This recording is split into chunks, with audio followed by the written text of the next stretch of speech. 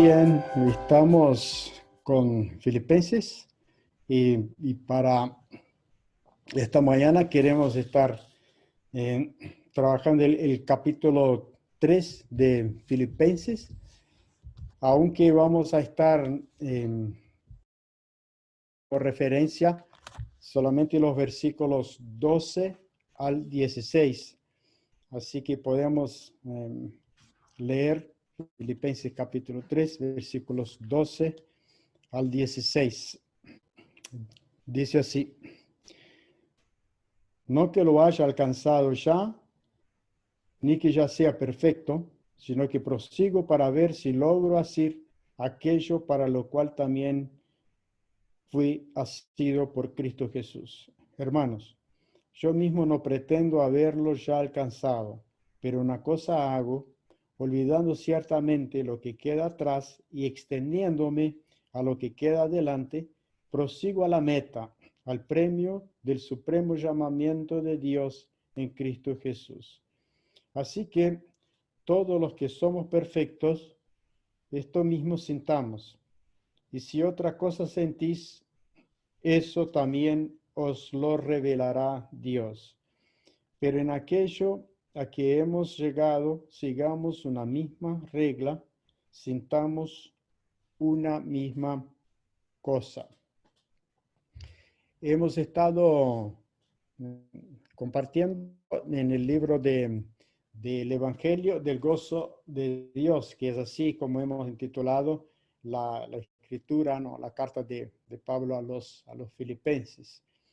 Y, y hemos eh, compartido ya en el capítulo 1 sobre el gozo que Pablo tenía en relación a los mismos filipenses, a la misma gente, la alegría que él tenía por la manera como ellos actuaban, como ellos compartían las cosas y que tenían las cosas eh, con entendimiento. Y Pablo agradecía por eso. También vimos en el capítulo 2 el agradecimiento o el gozo que Pablo sentía cuando en el mismo sufrimiento él encontraba gozo. Y también vimos el Jesucristo como alguien que se humilló y alguien que fue exaltado, y ahí gozo, también alegría por sufrir por nosotros, humillarse. Y eso ha sido algo, una enseñanza, un modelo que tenemos perfecto, ¿no? Del modelo de Jesucristo. Y también hemos pasado por el domingo pasado que tuvimos, ¿no? Se habló de lo que es el gozo que hay en compartir como Epafrodito, como Timoteo, en tener hermanos, um, esa, esa, ese trabajo que el Señor hace a través de la vida de personas y ese deseo, como dice el mismo apóstol Pablo, ya en el capítulo 2, versículo 18, así mismo gozaos y regocijaos también conmigo, como que Pablo también en el mismo sufrimiento que tenía, al mirar el ejemplo de Cristo, pedía para que los hermanos se gozaran en eso, y la alegría por tener hermanos, compañeros de lucha, que eran Epafrodito y Timoteo. Así que Pablo nos está enseñando muchas cosas en eso que ya hemos visto. Y a partir de ahora, Pablo va a trabajar su biografía en el capítulo 3. En el capítulo 3, aunque no vamos a tratar todo, pero sí vamos a leer buena parte del capítulo. Y Pablo empieza hablando y presentando su biografía espiritual. El versículo 1, versículo 11, Pablo nos habla de su pasado. Del versículo 12, 16, el que leímos y que vamos a estar trabajando con él, Pablo está hablando del presente. Y en el capítulo 3, versículo 17 al 21, Pablo menciona lo que es el futuro y todo relacionado a lo que era su su mismo sentimiento. Y en relación al pasado, cuando él empieza hablando justamente sobre eso, sobre gozo. Por los demás, hermanos, capítulo 3, versículo 1, gozaos en el Señor. A mí no me es molesto el escribirles las mismas cosas, como que diciendo, repito y vuelvo a repetir, gozaos en el Señor. Y ese es el sentimiento que marca la vida de Pablo. Por eso que este libro es conocido como el Evangelio del Gozo de Dios, para que vosotros estéis para vosotros y para vosotros es seguro. Guardaos de los perros, guardaos de los malos obreros, guardaos de los mutiladores del cuerpo. Y aquí Pablo viene a, a protestar en contra de los perros. No, no está protestando. ¿No? Los perros acá no es una relación del perro el animal. Acá los perros son los malos obreros. Entonces, Pablo está haciendo acá cuídense, cuidado, cuidado con malos obreros. Él toma esa referencia fuerte acá, ¿no? Y recuerden también que Filipenses, la ciudad de Filipos era una ciudad donde había una mezcla de culturas. Recordemos que mayormente las personas que vivían ahí eran griegos, de cultura griega, eran gentiles. Y pocos eran los judíos. Tanto era que en la misma ciudad no había sinagoga. Y recuerden que comentábamos que para que hubiera una sinagoga era necesario 10 familias. No habían 10 familias de judíos ahí. ¿Y por qué eso es importante? Porque lo que él va a decir es a hablar de judaizantes. O sea, eran pocos que estaban ahí, pero que estaban haciéndole la vida imposible a los hermanos allí de la exigían y pedían la circuncisión de ellos. ¿Por qué? Porque la gran mayoría eran de griegos. Entonces acá los reflejo malos obreros. Que nosotros mismos somos la circuncisión, los que en espíritu servimos a Dios y nos gloriamos en Cristo Jesús, no teniendo confianza en la carne, porque estos judaizantes obligaban a que los gentiles se circuncidaran. Eso es lo que le pasaba a los gálatas. Aunque yo tengo también de que confiar en la carne, aunque yo tenga también de confiar en la carne. Si alguno piensa que tiene de qué confiar en la carne, yo más. O sea, y acá Pablo viene haciendo mención a carne, a sus obras, a las cosas que él podía hacer con bueno, con su conocimiento, con todo lo que él era, con todo su pasado. Entonces dice, circuncidado al 8º día, o sea, bien judío, del linaje de Israel, o sea, del linaje de Jacob, porque Jacob, antes de ser el engañador, o sea, antes era engañador, después le pasa a ser el que lucha con Dios, ¿no? Pues pasa a llamarse Israel. Entonces, y Pablo viene desde la crema ahí de los judíos, de la tribu de Benjamín, y la importancia de eso, ¿no? De que cuando el pueblo se divide, el reino se divide, quedan 2 tribus, y uno de ellos era Benjamín, Judá y Benjamín, o sea que Pablo estaba ahí bien, bien parado. Hebreo de hebreos. En cuanto a la ley, fariseo, un grupo creado allá en el periodo intertestamentario, ¿no? Nacieron los fariseos.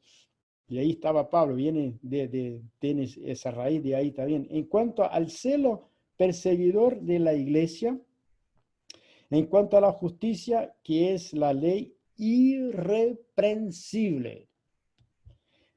Pero cuántas cosas eran para mi ganancia, las he estimado como pérdida por amor a Cristo. Todo ese pasado glorioso, para mí, es basura, como él lo va a decir un poquito más después, lo hablo con bastante Bastante fuerte eso. Y ciertamente aún estimo todas las cosas como pérdida para la excelencia del conocimiento de Cristo mi Señor, por amor del cual he perdido todo y lo tengo por basura para ganar a Cristo. Pablo hace referencia a su pasado y, y luego viene a hablar de lo que es el presente en esa autobiografía. Y cuando él hace referencia al presente, él tiene en mente una figura. Entonces aquí quiero hacerles acá una encuesta. Si le pidiéramos a un artista que dibuje en una figura simbólica lo que representa un cristiano, ¿qué imagen elegiría el artista o este artista? O sea, ¿qué impresión tendría como esencia de lo que es ser un cristiano? ¿Cómo lo pintarías? Bueno, por ahí puede ser que se pinte ahí a una mujer piadosa leyendo su Biblia. Eh, Incluso, de hecho, eso lo tenemos, esa imagen viene de eso, de escritores, de artistas que han dado ese significado a la esencia de un cristiano. O a un señor piadoso también, de rodillas, en profunda comunión con Dios. Eso también puede ser la esencia de un cristiano. O por ahí algunos también han puesto a esa figura.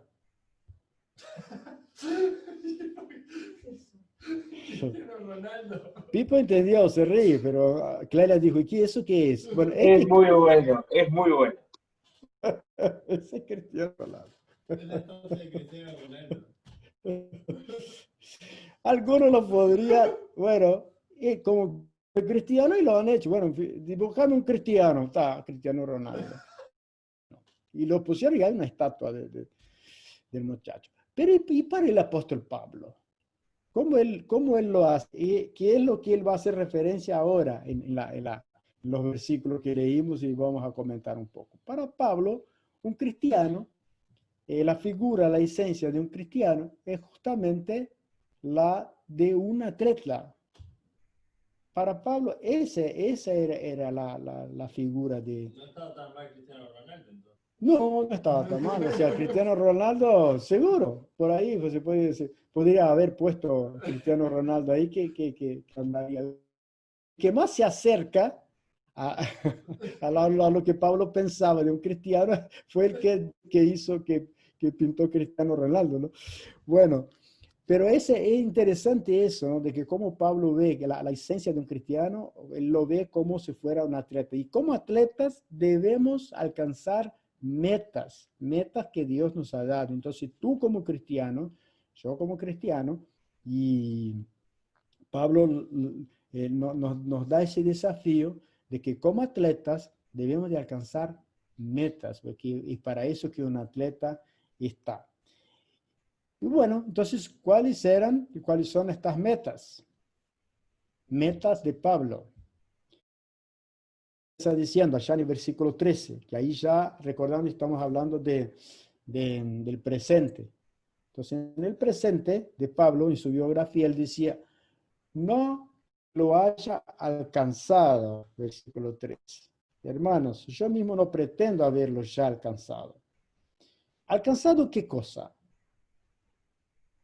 La meta, justamente la que hace referencia a él, que está en los versículos anteriores. Entonces, para entender cuál era la meta de Pablo, vamos a los versículos anteriores que no los leímos.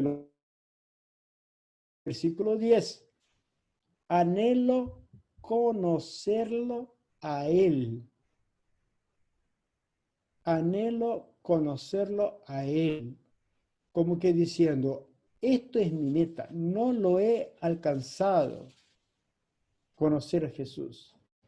y como atleta, entonces nos trae esa idea de una energía, de una ardencia, de una pasión por conocer a Cristo. Cristo que en el versículo 8, allá que leímos, el capítulo 3, dice, ciertamente aún estimo todas las cosas como pérdida por la excelencia del conocimiento. O sea que conocer a Cristo es una excelencia. Queremos llegar a la excelencia como atletas cristianos. Entonces, conocer a Cristo es algo excelente, es lo que Pablo nos está planteando acá como meta suya.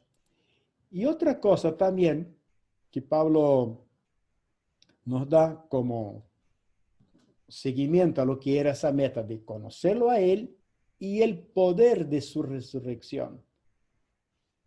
Conocer a Cristo y conocer al poder de su resurrección. Y qué importante es esa idea de conocer al poder de la resurrección. ¿Y cómo uno puede conocer el poder de la resurrección de Cristo? Bueno, ¿qué es lo que tiene de poder la resurrección? Es justamente la vida. La vida es lo que está vinculado a lo que es ese poder de la resurrección. Y eso nos remite y nos lleva un poco más allá en el capítulo 2, cuando Jorge estuvo compartiendo del versículo 12, cuando Pablo dice, ocupaos en vuestra salvación con temor y temblor, porque Dios es el que produce en vosotros el querer y el hacer. Entonces, como que nos lleva a eso porque es solamente la persona que tiene vida, que ha recibido a través de esa nueva vida que ha dado Cristo, esa salvación que ha dado Cristo, es el que puede ocuparse y poner en acción lo que es esta salvación. Entonces, solo una persona viva. Entonces, cristianos vivos. Un cristiano que simplemente tiene como parte de lo que ha recibido la salvación de Dios en Cristo Jesús, esa nueva vida, pero vive como si fuera muerto.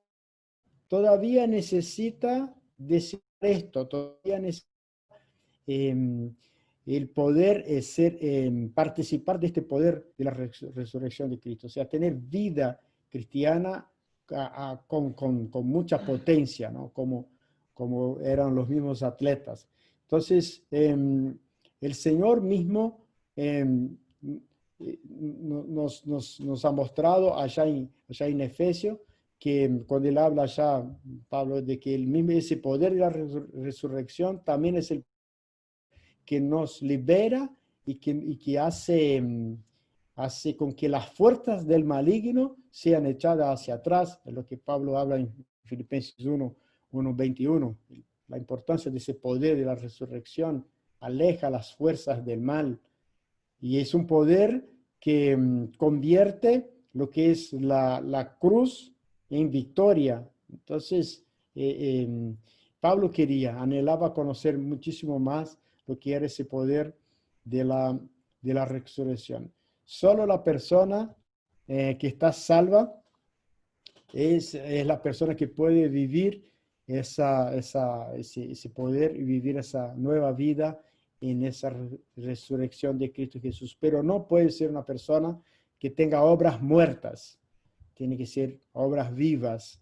Y ese es el desafío. Pablo dice, mi meta es conocer a Él, mi meta es conocer también el poder de su resurrección. Y otra cosa más que Pablo hace referencia es y participar de sus padecimientos. Uno se pone a pensar y dice, pero ¿qué metas tenía este hombre, no? Como atleta, o sea, quiero gastar todas las energías que tengo para participar del sufrimiento de Cristo Jesús. Y ahí uno o alguien diría, pero Pablo, ¿qué necesidad participar de los sufrimientos de Cristo. Ya sos una persona que ya ha pasado por mucho, descansate, jubilate. ¿Para qué eso? ¿Por qué? Pablo decía, porque yo quiero ser semejante a Él en su muerte. Y, y los padecimientos de Cristo no fueron, sí, cualquier padecimiento, fueron padecimientos que Jesús sufrió oposición de muchas personas, como dice Hebreos, oposición de pecadores. Jesús sufrió ese tipo de padecimiento, o sea, las mismas personas. Y Pablo era una persona que estaba viviendo mucho persecución, principalmente por parte de la interna, ¿no? De aquellos, los mismos judíos que le perseguían muchísimo. Y Cristo padeció la oposición de los hombres, de los pecadores. Y Pablo quería participar más, o sea, quería conocer más cómo es eso, ¿no? Y otra cosa, Cristo también sufrió para cambiar, para cubrir nuestros pecados. Dice 1 de Juan 1, 1 de Juan 2, 2, 2. Él es el sacrificio por el perdón de nuestros pecados, y no solo por los nuestros, sino por los de todo el mundo. Y hoy vamos a estar celebrando lo que es la cena del Señor, y tenemos como símbolos de este padecimiento de Cristo, de ese sufrimiento de Cristo, el pan que simboliza su cuerpo, y también, eso ya va a quedar para mí, yo lo digo acá, y también tenemos lo que es la copa que simboliza la sangre de Cristo. Y Jesús nos dice de que el que no comiere de mi carne, haciendo símbolo a lo que es el pan, y el que no bebiere de mi sangre, dice Jesús, no tiene parte conmigo. Por eso Pablo decía, yo como meta en mi vida quiero participar de los padecimientos de Cristo. Ahora otras personas dirían, hay que tener coraje para decir eso. Son frases, ¿no? Frases que vamos guardando. Hay que tener coraje. Hay que tomar la decisión. ¿Tú dirías esto? Y nos ponemos a pensar y decimos, Señor, misericordia por nosotros, que esta oración sea algo sincera en cada uno de nuestros corazones. Entonces Pablo estaba dispuesto a sufrir. ¿Y por qué Pablo estaba dispuesto a sufrir? Bueno, justamente como mencionamos allá en el versículo 2:12, él dice, porque yo quiero poner la salvación, quiero ocuparme de esta salvación que he recibido. He recibido vida, nueva vida, y yo quiero poner en acción esta salvación que he recibido de mi Cristo. Y el sacrificio de Pablo, todos los sacrificios que él tuvo, era para difundir la buena noticia de esta redención, de lo que significa el pan, difundir la noticia de lo que significa la sangre de Cristo, que es cubrir nuestros pecados. Entonces Pablo decía, yo estoy dispuesto a sufrir para que pueda anunciar este mensaje a otros. Tremenda meta que nos hace mirar a nosotros y reflexionarnos un poco. Para ilustrar todo eso, porque en suma, lo que Pablo estaba diciendo como meta, Pablo estaba diciendo era, yo lo que quiero tener como meta es una comunión íntima con mi Señor. Y ahora yo les paso a leer acá una pequeña ilustración que quizás nos pueda ayudar a entender esa meta que tenía Pablo. Es una historia ilustrativa, ¿no? Para entender un poco el texto. dice, bueno, el noble, el vagabundo y el noble, o el indigente y el noble. Un vagabundo se desequilibró al lado de un río, cayó en las aguas profundas. No sabía nadar, incluso si estuviera sobrio. Un hombre que pasaba por este río escuchó el grito de ayuda. Sin dudarlo, el distinguido hombre saltó al agua arriesgándose para salvar al vagabundo que estaba borracho. Vueltos a la tierra firme, el miserable intentó con gran dificultad expresar su gratitud. Gracias. Gracias, no sé cómo diría. Gracias, intentó decir. Dijo sin mucha convicción. El hombre que lo había salvado sacó una tarjeta del bolsillo de su chaleco que aún goteaba y le dijo, si alguna vez me necesitas, ve a mi casa a buscarme. Y dijo eso generosamente. Esta noche el vagabundo durmió todo mojado y, como siempre, en la cuneta. Se despertó con frío y hambriento y sin dinero. Apenas recordaba la experiencia del día anterior. Sin embargo, el hambre intensificó su perspicacia y recordó la tarjeta. Pronto encontró la casa que buscaba y lo que más le sorprendió fue que era la casa más grande y opulenta de toda la ciudad. Presionó el timbre, su ropa desgarrada y sucia lo hizo sentir incómodo, pero el portero le abre la puerta y le hace entrar a la sala mientras esperaba el amigo desconocido. Cuando enseguida el noble llegó, era el mismo caballero que lo había ayudado desde las aguas amenazadoras a unas horas antes. El noble tenía una sonrisa que comunicaba una genuina bienvenida. Se sentaron y empezaron a hablar. Debes estar hambriento. ¿Te gustaría desayunar conmigo? Dijo el hombre anfitrión. Sí, me gustaría. El café reforzado como nunca había probado en su vida le quitó el hambre. De repente el noble le pregunta si le gustaría bañarse. Sí, quiero. También había un traje en los armarios y navajas en el baño. Es tu casa, dijo, no hay prisa, reforzó el benévolo hombre. Quédate aquí conmigo. La habitación de huéspedes está a su disposición. El vagabundo descansó en una cama suave, se vistió en su nuevo traje, siempre tratando de contestar la pregunta: ¿por qué este amable caballero me trata así? Respuesta esa que no podía encontrar. Lo invitaron sinceramente a permanecer en el palacio todo el tiempo que quisiera. Su amabilidad que pudo evitar, una amabilidad que no pudo evitar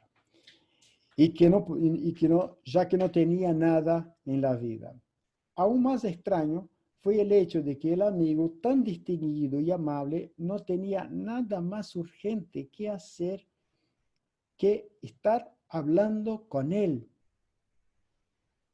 ahora en proceso de transformación radical. Los días pasaron, se hicieron amigos lo más íntimo.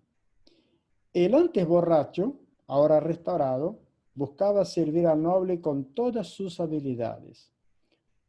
Contaba como el momento más preciado de su vida, el de la comunión con su amigo. Conversaban sobre todo lo que les interesaba.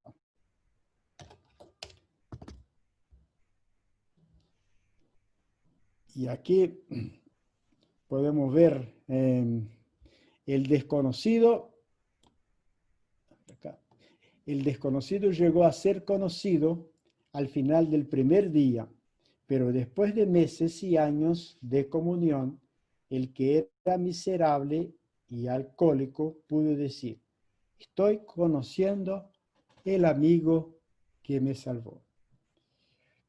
Esta es la relación que representa Pablo en cuanto a su sentimiento cuando él dice que como meta para su vida era conocer más a Cristo íntimamente. Y como esa historia lo relata,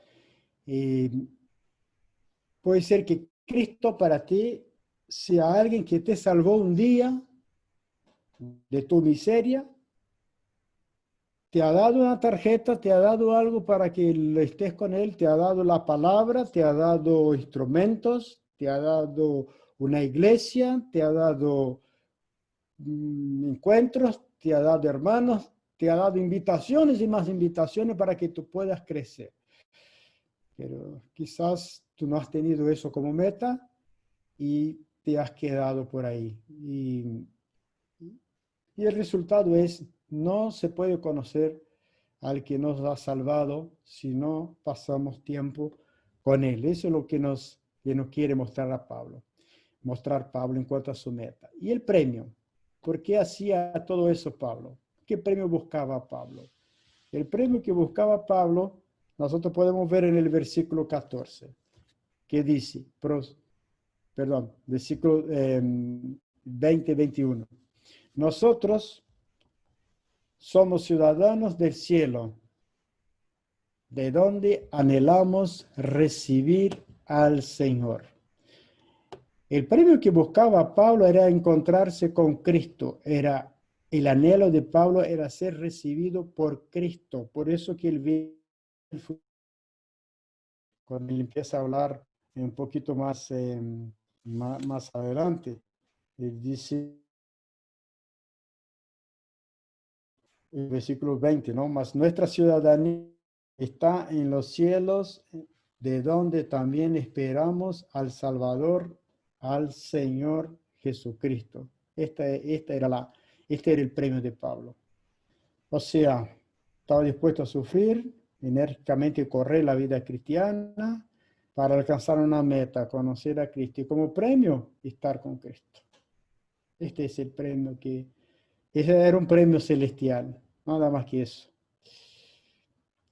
Y siguiendo un poco con esos desafíos que Pablo nos sigue dando, él nos habla, y aquí quiero repasar rápidamente, simplemente para que sigamos estudiando, porque estos temas simplemente nos abren el apetito, nos despiertan para querer saber más, ¿no? ¿Cuáles son los elementos esenciales para alcanzar esa meta de conocer a Cristo íntimamente y ese premio de estar con Él? Y ahí Pablo nos va a hablar, versículos 12 y 13. Primer elemento, puede ser otros, yo destaco eso. Versículos 12 y 13. Ser un eterno insatisfecho. No creo que lo haya alcanzado. Como elemento fundamental, la insatisfacción. El creyente, el cristiano, tiene que seguir siempre buscando, tiene que anhelar siempre. No puede contentarse con lo que tiene o con lo que ha logrado. Tiene que seguir en esa eterna insatisfacción, como dice allá el versículo 12, no que lo haya alcanzado ni que ya sea perfecto.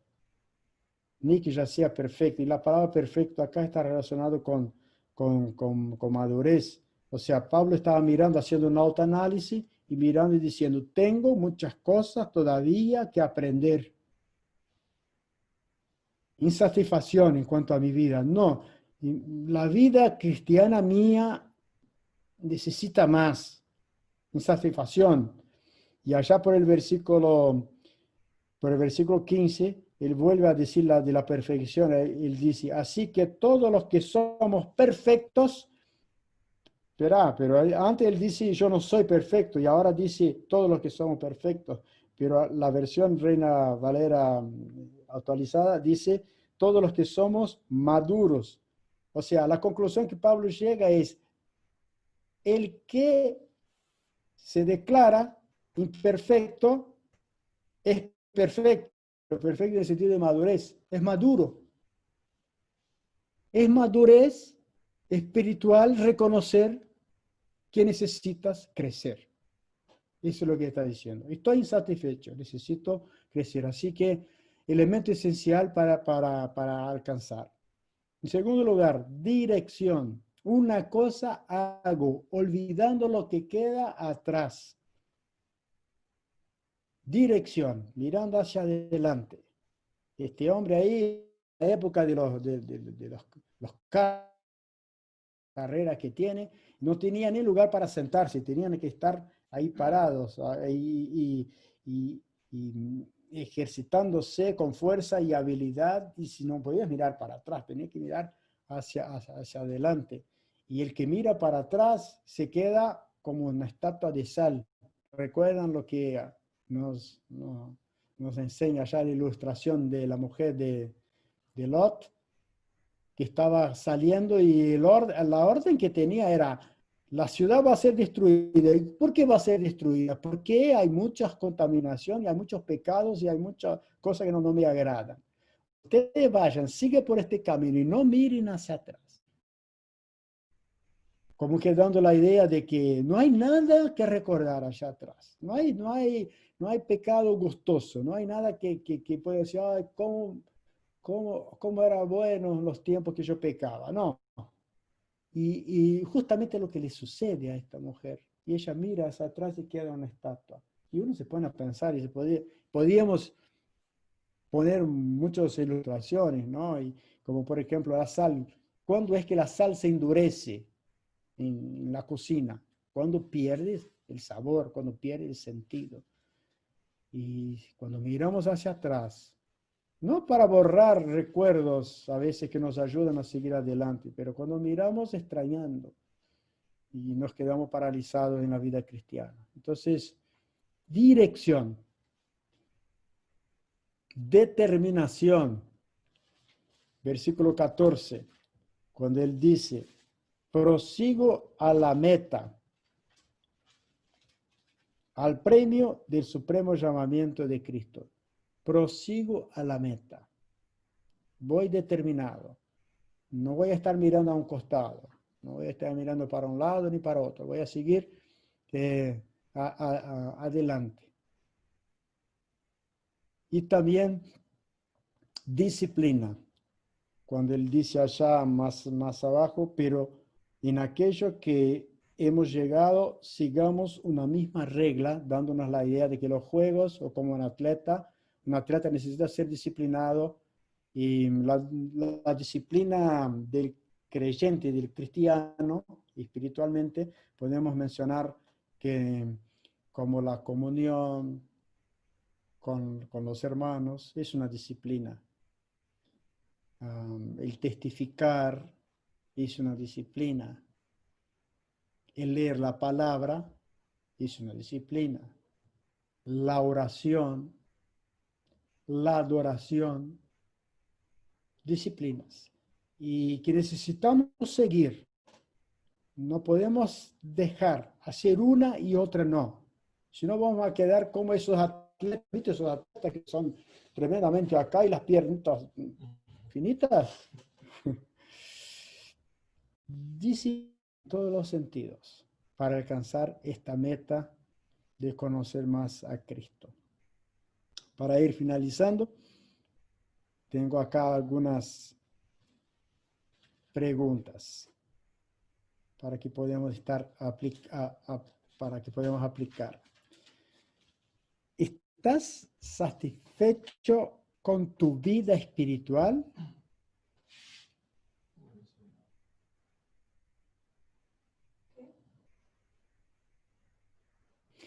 ¿Tu vida cristiana ha avanzado ¿O te has quedado en los logros del pasado? Wow. Qué bueno cuando yo iba, la alabanza tocaba. Y qué bueno cuando yo participaba. Qué bueno aquellos tiempos cuando... ¿Te has quedado en el pasado en relación a los logros? Ocuparse de la salvación involucra no mirar atrás y seguir adelante para recibir nuevas cosas de Dios. ¿Qué premio esperas alcanzar en la vida? ¿Premio terrenal o estar con Cristo?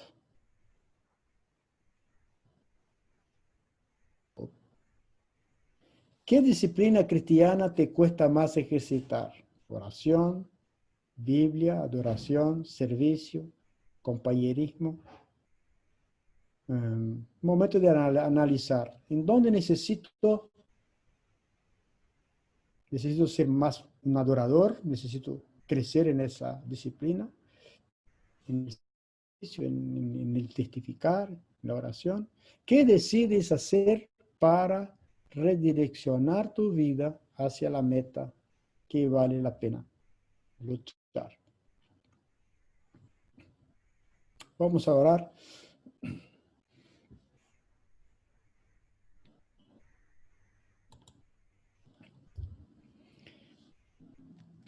Padre bendito, te damos las gracias por tu palabra que siempre nos habla y tu palabra que, palabra que nos desafía, Señor. Y muchas veces, oh Dios, cuando miramos a estas metas que tenían hombres como el apóstol Pablo y otros, y siempre teniendo como modelo a Cristo Jesús, que dejó todo, se humilló, y Pablo nos hace ver, oh Dios, que podemos, oh Dios, querer más, podemos madurar en eso, Señor, mirando a nosotros y sabiendo, Dios, de que en ese momento, Dios, haya, Dios, gotas de madurez que puedan venir a la mente, al corazón de cada uno de mis hermanos, a mi mente, Señor, en cuanto a qué área, Señor, necesito crecer. Que tú, oh Dios, nos esté ayudando en eso, Señor, porque sin ti nada podemos hacer. Gracias, en Cristo Jesús oramos y agradecemos. Amén.